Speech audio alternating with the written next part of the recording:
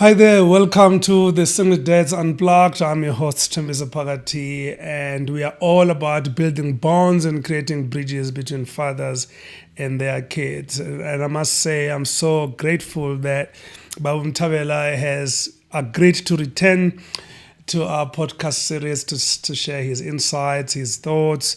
And again, Baba, welcome back again. Appreciate your time. Baba Mthabela, last time we were talking, I think the previous two segments, we spoke about presence and we also spoke about intentionality. Although we did touch on healing, but I want you to now discuss with me the power and the importance of spirituality, healing, recovery, and growth, coming away from past traumas as fathers, especially for fathers. What for you has worked? I know you spoke about your own spirituality, but what else can you advise for fathers that are struggling with dealing with past traumas? Not so long ago, I started going to a psychologist, Sure. Not because I saw anything wrong with me. I thought I was fine. I did it because as an actor, you need to get certain experiences in case you are going to play that role. So I just wanted to get a feel of what it's like to go to a therapist. And as we were doing our sessions, this lady says to me, "Mthabela, you have a daddy issue." Really? What do you mean? Yeah. She says, "No, you definitely have a daddy issue. And you need to start working on that." And I say to her, "But I love my father and I have a good relationship." What is the issue? And then she says, "That doesn't mean you don't have an issue with it, with him. Subconsciously, there are things that you hid in your subconscious mind that were coming from your father." Eish. So because of that, I realized that there is a lot in me that I did not realize that was coming from a place of hurt. There was a lot of hurt and trauma, regardless of the level it's on, that I may have been going through that I did not even pick up, which may be affecting how I'm doing a fathering, which may be affecting how I'm doing a parenting, which may be affecting how I live as a husband, which may be affecting me in any other area, because it is there sitting latent, not so latent, but sitting at the subconscious mind, letting things happen or run amok without me even realizing that it's coming from a place of hurt. I would encourage Amadoda to say, there is a place for psychologists. There's a place for help. Psychotherapy. There's a place for help. One of the things that helped me, Bapagati, is I like to call ama Khotman. I like to call them up and, "Hey, Baba, how are you? Hey, can we do coffee?" And share insights. And share insights. You know, you'll find that there are so many other men who are going through what you are going through. And they are finding help by talking. You know, as a guy in Poetry, there is that thing, engiyofanayo. Yes. In my mind, which you see this one, I'll never tell a soul. Yes. Find someone to tell, because I usually say the stench of your unhealed trauma affects everything that you touch. So I think we don't realize that, for example, there's a lady who did a men's brunch, a friend of mine, not so long ago. And she was sharing a story that someone said that her husband benefited a lot by coming there. Yes. Because he's a good man, but he doesn't realize what a good man he is, because he's working from a place of an unhealed trauma. He's doing great as a husband. He's doing great as a father. He's doing great as a man in community, but he doesn't realize his greatness because kunomgodi azama ukugcwalisa. So I think as men, we need to heal, because there's a lot of us that we are going above and beyond. We are working late to make sure. Do too much. Yeah, we're trying to do too much because we are operating from a place of trauma. Can you say, which this man who's doing all these things, he's doing it for a good reason, but from a place of hurt. From a place of hurt. Yeah. So this man who wants to be a CEO by hooks or crooks at work, is staying long hours to make sure that he gets that promotion. He is doing a good thing, but from a place of trauma, because ezami ingane angeke zilambe ngikhona. You try to push hard Yeah. with all your might, with all your strength, but who takes care of you Who takes care of you? after you've done all of that? Yes, but nakhona, nobody needs to really be taking care of you, because if you were healed, you'd be operating from a place of healing. You'd be operating from a place of love, of joy. You know, so this is one of the things that we really need to interrogate as men. Why do I do what I do? And what are my limits? Why most men don't feel like I've reached the limit and now this is my threshold. Now I'm breaking down from here. Because we are operating from a place of hurt. One of the things for me that helped me is spirituality. Okay. I love God. I read His Word.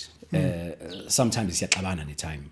Sometimes I feel like, no, Baba is not listening to me. He's not talking to me. But having a place of having an intimate relationship with God, it helps to say, you know, like you said, who heals the healer? Father heals the healer. Who heals the man? Father heals the man. Who takes care of the man? In whose shoulder do I cry on as a man? If I have a consistent prayer life, then whatever I'm going through, it's so therapeutic to pray. I like that. You see, prayer is therapeutic when it is not approached with a mentality that says when you pray, you're asking. You're asking, yeah. Mfethu, we had breakfast the other day. Yeah. We spoke for about 2 hours. Absolutely. We shared so much. And we were just talking. Yeah. If you say to me, what were you talking about? I'll spend maybe 2 minutes telling you, we were talking about 1, 2, 3, and 4. But we spend a great amount of time there. But we spend a lot of time just talking, just getting to know me, getting to know you, just having a chat. That's what prayer is. I posted this not long ago. 363,000 men by June this year had taken their own lives globally. 300, almost 500,000. And I also saw something on my feed on Facebook. One gentleman, 27 years old, jumped off the bridge on a Father's Day in the US because he could not see his kids. They closed the highway either side, trying to talk him out of it, trying to ask him to come down. Spent 2.5 hours, just as ordinary citizens, trying to talk him to changing his mind. And he wanted to kill himself because he did not have access to his kids, and he chose the Father's Day last Sunday. The question is this, and by the way, he eventually jumped 2.5 hours later, young man, because he does not have a relationship with his kids. And I also posted this on my status. I said, if we want dads and men to be vulnerable, moms and partners have to be open to receiving it. You talk about opening up, you talk about speaking, but what if the partner, the mother, your wife, your girlfriend, your partner is going to use that vulnerability against you tomorrow? How do we encourage them to receive it, work with us through the healing process? If I open up and I allow myself to be vulnerable, which is something that takes a lot for us men to do. Yes. And if you weaponize that against me, you will never, ever, you're not going to come out again. Ever again hear me opening up to exactly. you. You're going to ask me, how are you? I'm fine. But no. It's all good. It's all right. I'm fine. But if you weaponize the information that your husband, your son, your brother, if you weaponize what he tells you in a moment of vulnerability, because it takes a lot for us, like I said to you earlier on, there is that thing that as a man that I say, le ngiyofanayo. I'll never tell a soul. Especially if you share with the soul and the soul says, yeah, last week you were crying. You are not a man enough. Yeah. But at that moment, they will probably give you a hug and embrace you. Yes. But tomorrow, you have a little argument. Yes. Yeah, because you are a weak man. And you can't handle your stress. So now, What do you say to people like that? now it means the women as well need to be educated. Mfowethu, we are living in an era where we have to re-educate and reteach each and every one of us what it means to be human. Because to cry and be vulnerable is human. And to feel sad as a man and a boy is human. We come from an era that says men went out there to face lions, men went out there to face all sorts of danger, to bring food back home. Must be strong. So you must be a man, you must be macho. But now, you don't have to be macho to be a man. You don't have to be that alpha male to be a man. Yes. Because let's truth be told, there are men that when they walk into a room, you can just tell it, oh, suka madoda, wangena umfowabo kasibani bani. You know? Just a stature. Just their stature. Just they command. They command authority, their voice. Some people command authority without saying anything. Are you telling me that a man who does not command authority is less of a man than ubaba phakathi othma ingena wonke umuntu wants to? They take their position. Even other men want to know, who's that guy? Who's that guy? Yeah. Even CEOs are like, who's that man? What does it do? You know? Because there's just a certain energy that you give off as a confident man. So just because you may not have those qualities, that doesn't make you any less of a man. Less of a man. Just because you don't have muscles and you have a big chest and a small stomach, just because you are short and stubby and you've got a big stomach and you are not so-called a sexy man, it does not make you any less of a man. So I think we are living in an era where we have to redefine the terms that were defined by our fathers. Indoda ayikhali. Physicality. Yeah, indoda ayikhali. Indoda makuqhuma isibhamu kumele iphume iyobheka ngaphandle ukuthi who's firing shots. You know, if I'm not that man, you can't call me any less of a man. Yeah, exactly. I mean, there's a lot of good men out there. They provide, they do everything that they need to do for their families.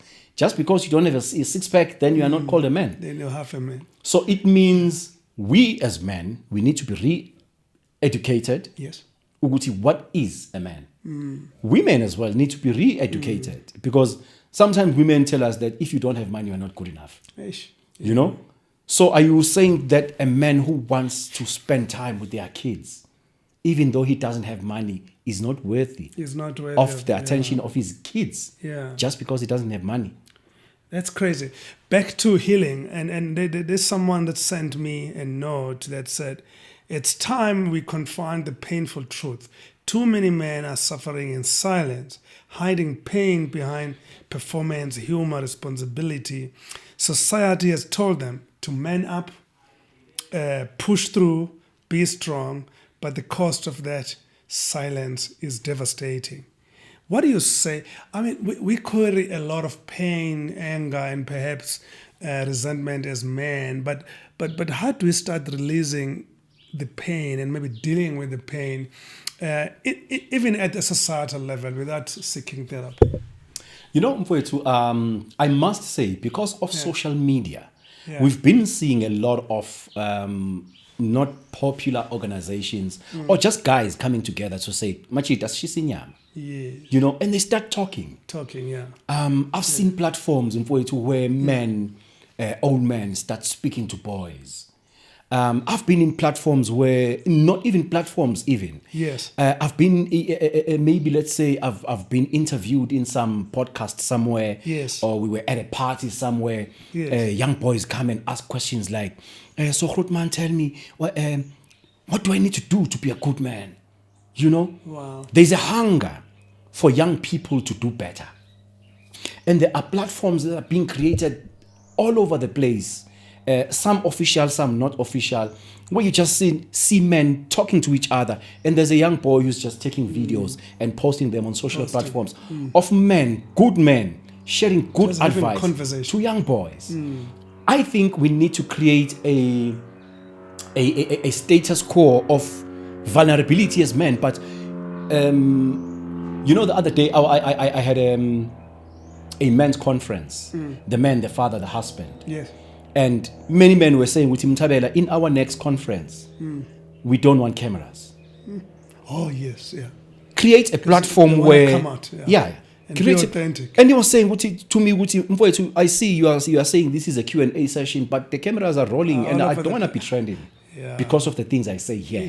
Yeah. So maybe let me say, as an advice, let's create more platforms like That this, also is needed. where there are no cameras, where we are Yeah. just talking. Yeah. We tell each other, man, let's switch off our cameras. Switch off the voice recording that you are have a doing. conversation. Let's talk. Let me bare my soul. Let me tell you, hey, Bafowethu, umfazi uyangishaya endlini. How do I handle that? Eish. And also, let's create platforms where men can get help. Because you can't tell me, Guti, let's talk, and then must try to kuluma, then what? Then what? Yeah. Then what? How do we create a community where we can drink from the same fountain Yeah. and create a support group network where we support one another? One gentleman came to my show and said, I'm divorcing after 7 years because my wife has been physically abusing me for 7 years. Yeah. And I'm here to tell my story. Yeah. Stood in front of a group of people at a conference, says, guys, most of you, if not all of you in this room as men, are psychologically, emotionally, and financially being abused. You are not talking about it. Yeah. And it gets to here, and when you retaliate, you don't retaliate the same way. You retaliate because men are not going to retaliate emotionally. You know what's sad, Mfowethu? And let's talk about this. We are fathers. Sure. I'm a husband. We are men in society. Yeah. It is sad. I'm talking to women as well. Sure. It is sad that some of you have weaponized your femininity. It is evil to understand Uguti, some women out there, and they are very lovey-dovey in public with us. But when we are But behind the the scenes, they say all sorts of things, and Cruel they things. know what the sad thing is, that they've weaponized the fact that they know that men are abusers, and if you do anything to me now after I've told you how useless you are, I'm gonna go out there and tell gonna the whole report, world that you are an abuser. Even worse if you're a public figure. They can just abuse you with impunity. They and know they're going to expose. You They're gonna can't do expose, anything can't do because you will anything. be cancelled. You'll be cancelled. So it is evil how some of you women out there have weaponized your femininity because you know that umfazi vele akathintwa. So wena, you can just do anything to this The child. only perpetrator is a man. Yeah. And what's beautiful is that some women have started calling out other women on this kind of behavior. Oh, that's good. Because at the end of the day, I have sisters. If a woman is doing this to me, it means you are doing it to my brother. They are angry that how can this woman do this to our brother? Ish. And if you, as my sister, you are doing it to somebody out there, you are doing it to somebody's brother and you are doing it to somebody's son. So you can't come together as women and say you are going to use this to weaponize it against us. But who is this us? I have a mother. I'm somebody's So son. the education is also for our partners, our mothers, our wives, our girlfriends. Because We need a group there. Because that is also needed. Because We need the because the group there. societal conditioning that the perpetrator, the abuser, is default to a man. Because our scars cannot be seen. Yeah. I always say the scars of a man, just because they're internal, it doesn't mean they are not physical. Because suicide is up for men, heart attacks are up for men. Why? Because we bottle these things inside, they eat us inside, but it doesn't show on the outside. So the question is, when I open up, is my partner willing to entertain it, understand it, absorb it, and then help me find help instead of using it against me tomorrow?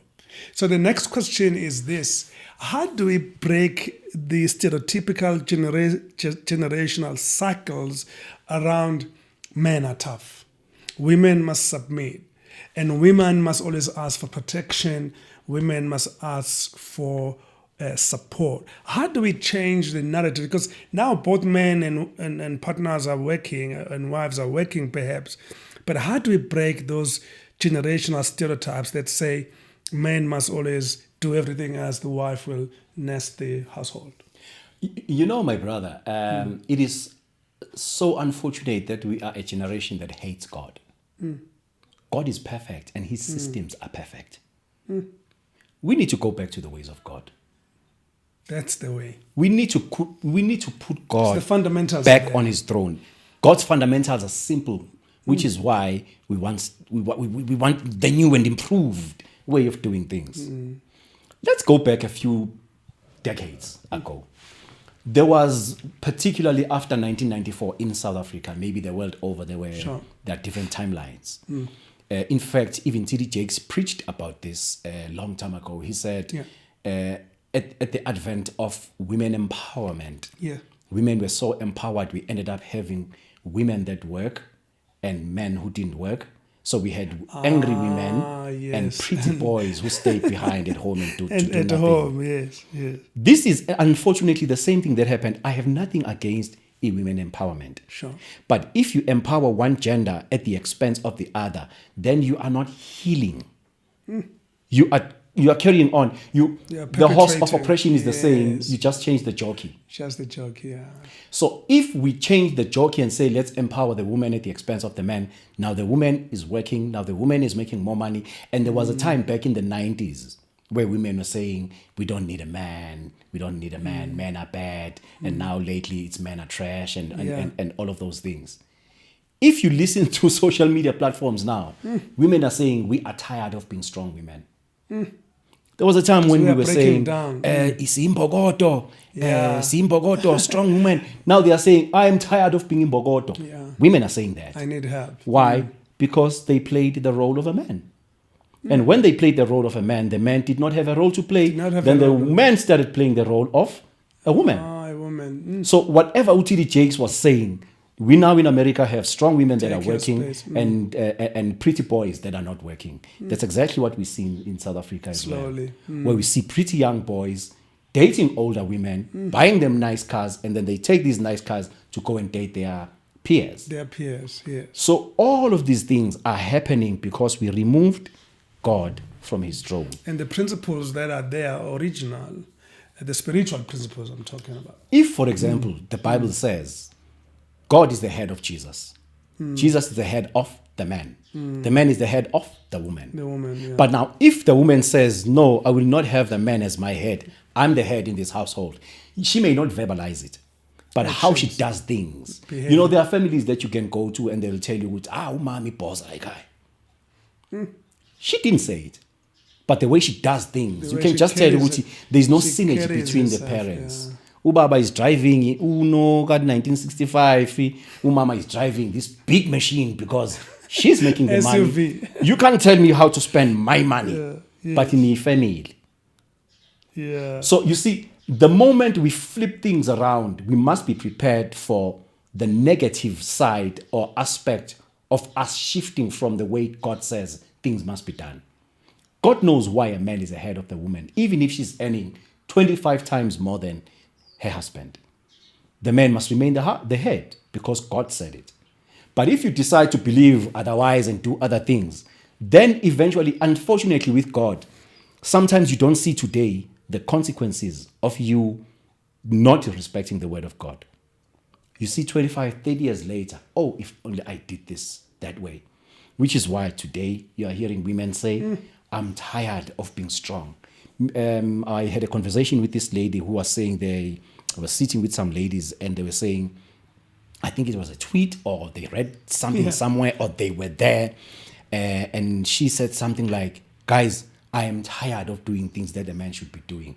Ish. And other women too, they started saying, me too. Oh, so just this me too also works. And take your because space. You started doing something that you can do. And naturally, but you're not geared towards it. You can do it. Yeah. But you don't have to be doing it if a man is there to do it for you. Man is there, yeah. You know, there are things that my wife can do for herself. Of course. But it's nice if her husband does it. If the husband is doing it. You know, there are things that we can do as men. Yeah. But we don't have to be doing if my wife can do it. If she's present. You know, sometimes I would tell my wife, love, you don't have to cook namhlanje. But she enjoys cooking for me. It's natural to her. She loves to feed me. Yeah. I can cook for myself, maybe even better. Maybe you can even cook better than your wife. You see.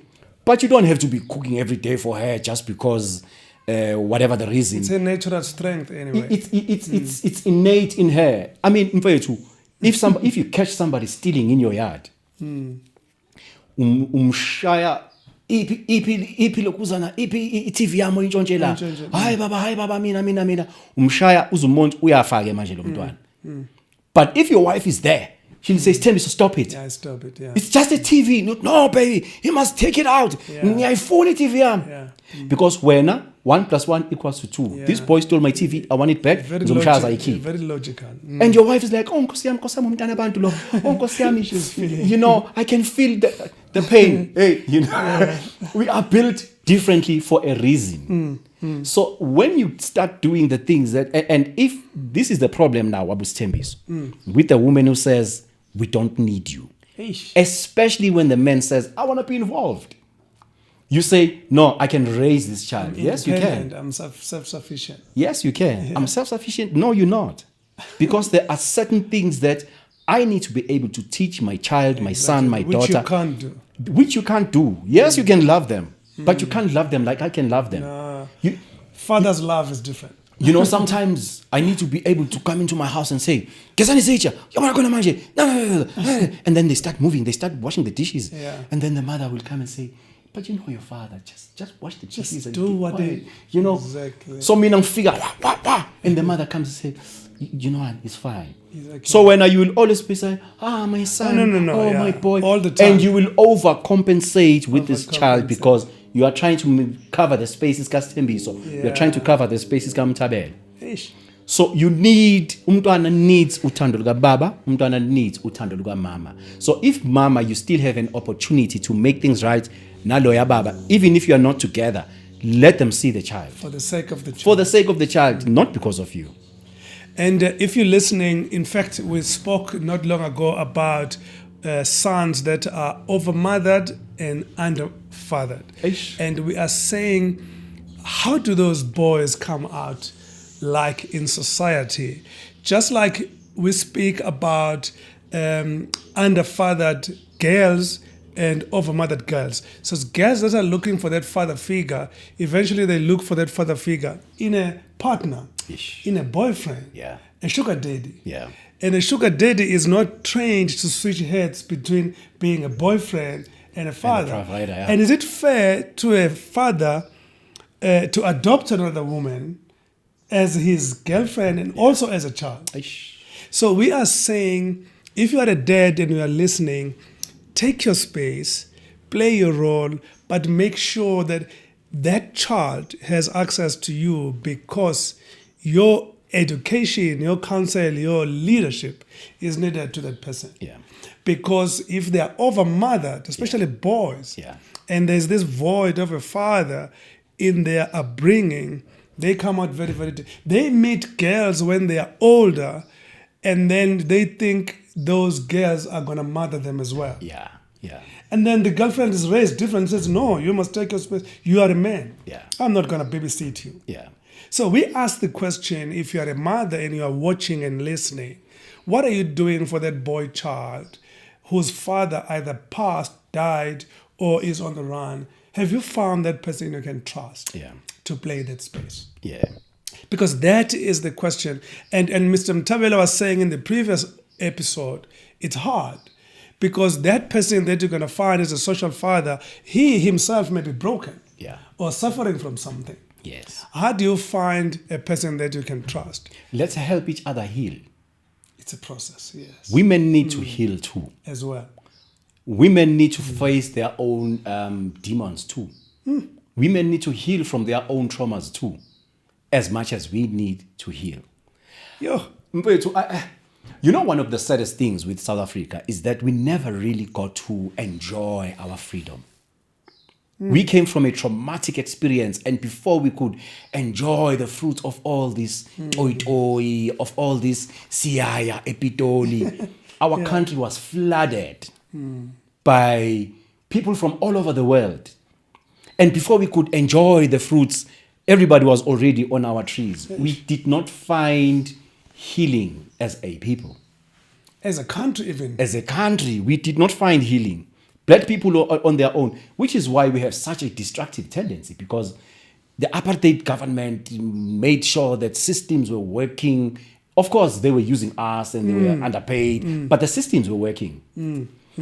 And the liberation movement said, we will give you things, we will give you cars, we'll give you And houses, work, we'll give you houses, we will give you. And now we are just sitting, waiting to be given. But the people who come from all over the world, from all over Africa, they're not wired they like come from countries that were already broken down. So they know that in order to make things work, you work. So when they come here, we say they are taking our jobs from us. So we come from a trauma of They are willing apartheid. even to take jobs that we don't want, but they are willing to do those jobs. So we come from a trauma of apartheid. And before we could heal and before we could find our identity, already kids from neighboring countries from all over the world were already on the trees eating the fruits that we had sweat with our own blood. So we did not find our own healing. We did not find our own identity. We did not even get to be able to say, Belung, ashlalen phansi ke manje. Let's discuss Have a our dialogue. domestic matters. Already there were people all, and now we don't even know where we belong. So all of this trauma that comes from the absent fathers because of the apartheid system, and I don't want to make an excuse to say apartheid did it to us. Yes, it did, but what are we doing?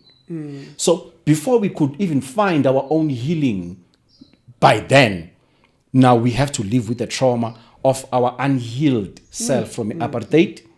And now... And there's more pressures today. There's pressures from society, workplace, community, churches. Yes. The pressures that we absorb today as men are so huge compared to back then. And that alone is bringing stress. At the same time, when Ababu Stembi, so I always say, I look at, for example, two countries. Let's make an example with Germany after the Second World War. Germany was dilapidated after the Second World War. But because they had an intention, they had a national mandate of healing and restoring the country. They came together as a country to say, what is our mandate as a country?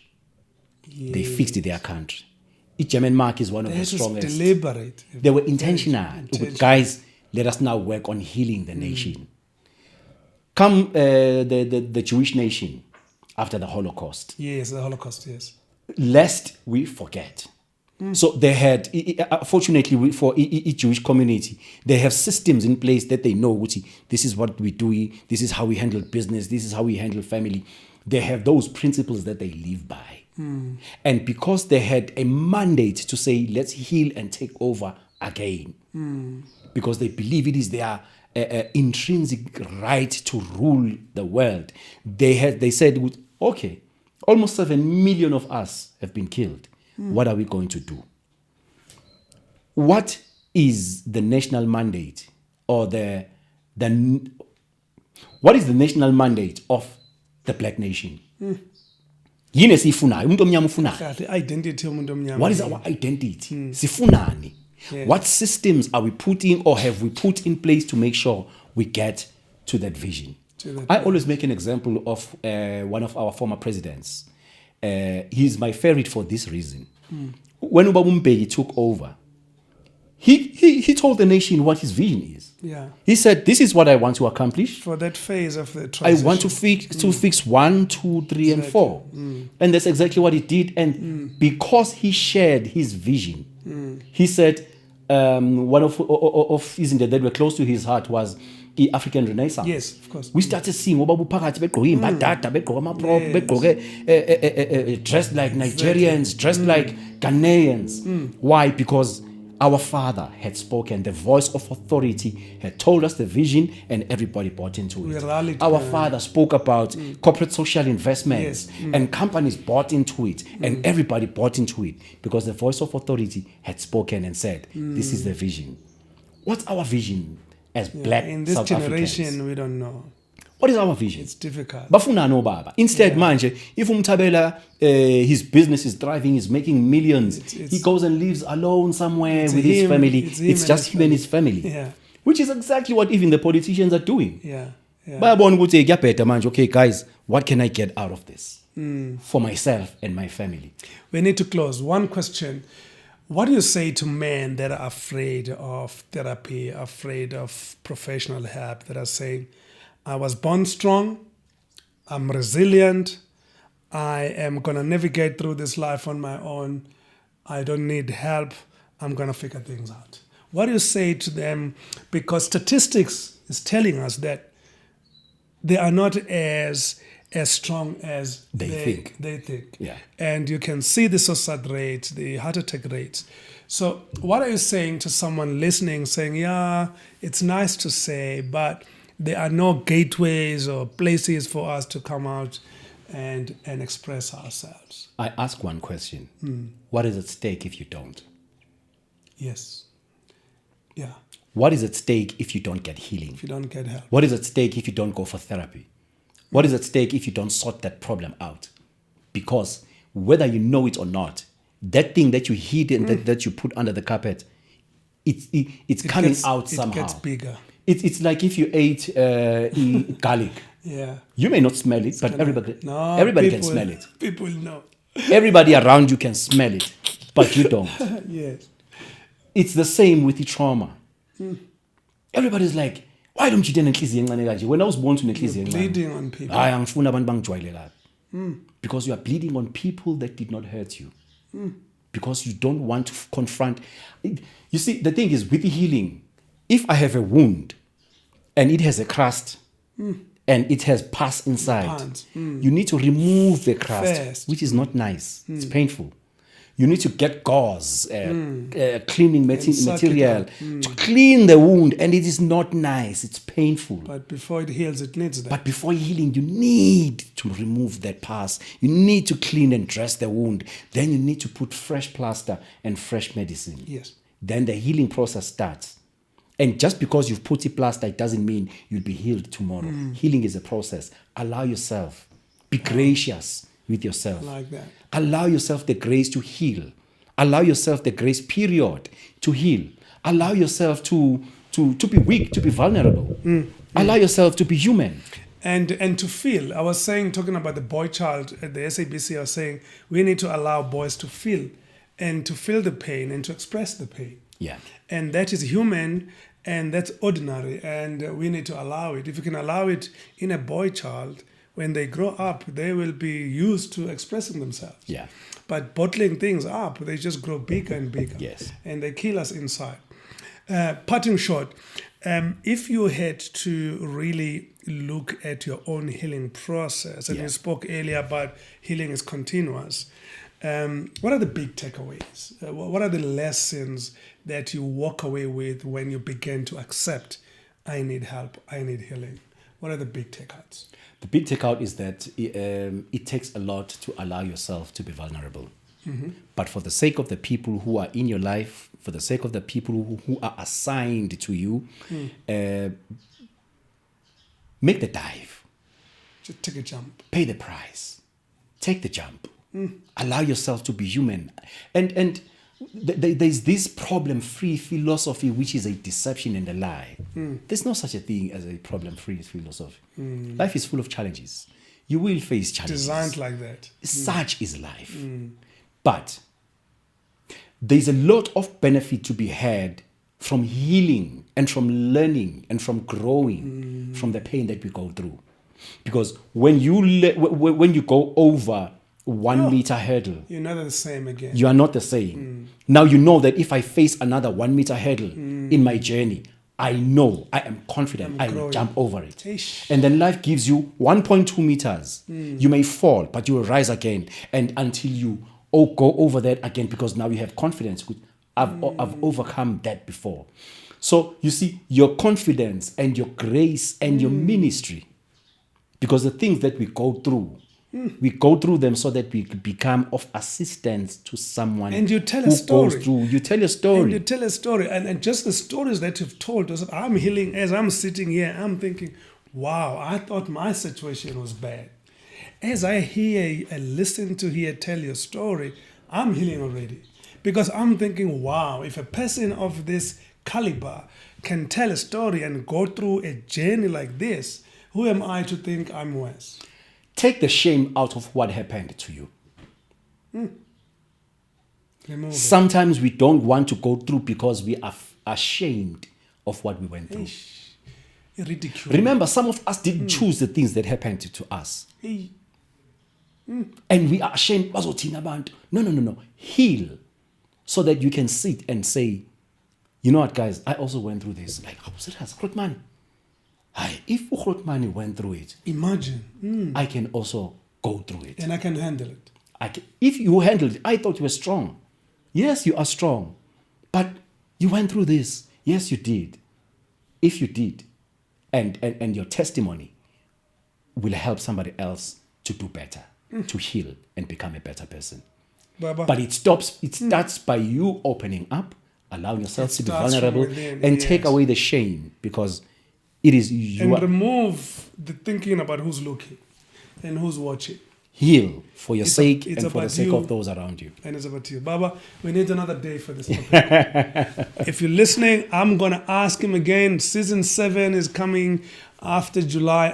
Because there's just so much I wanted to ask Mr. Mthabela about healing, growth, and developmental opportunities for men. And I'm hoping that you're going to keep clicking and following our channel to hear these stories. Baba, we're going to do it again next time.